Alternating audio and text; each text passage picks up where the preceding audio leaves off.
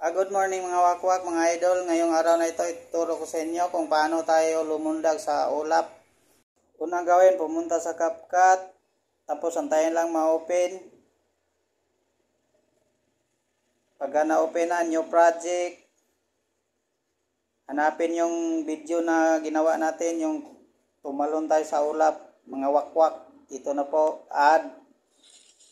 Lookin ang add. Pagkatapos na add, sa bandang ito, kumuha tayo ng plain na background, yung walang tao. Tuplukin lang natin para mag-highlight, pumuti.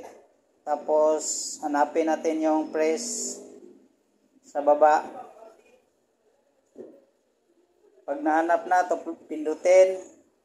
Tapos, pagkatapos na pindutin, hanapin yung overlay habang naka-highlight. Ilaglag natin yan, ibaba. Ayan, mayroon na tayong background na walang tao.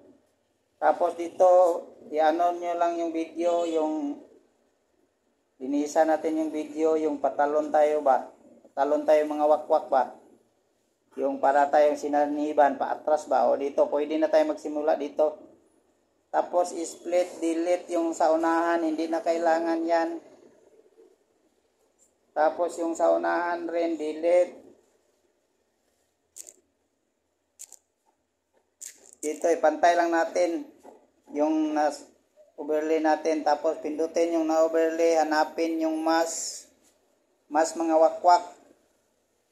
Hanapin yung mask. Tapos, mask horizontal yung gamitin natin. Paglaruan nyo lang yung may line na yellow na may circle sa gitna. Ikutin nyo lang mga wakwak. Tapos, ganyan, klaro pa yung paa, i-ano natin pataas para hindi maklaro. Ganyan. Pagkatapos, kung makikita niyo dyan, mayroong parang may linya pa sa gitna. Para mawala, i-mask pa rin natin yan. Tuplukin, mag-highlight. Pumuti, i-mask. Tapos, pindutin yung adjust, yung fader, pindutin. Lagyan natin yung ng kahit 5 lang. Para hindi na masyado halata. Tingnan Pag play sa video, ito na yung kalalabasan. Ganyan na. Sana nasundan. I-delete na natin tong hindi na kailangan. Split, delete. Tapos, i-ano natin sa high.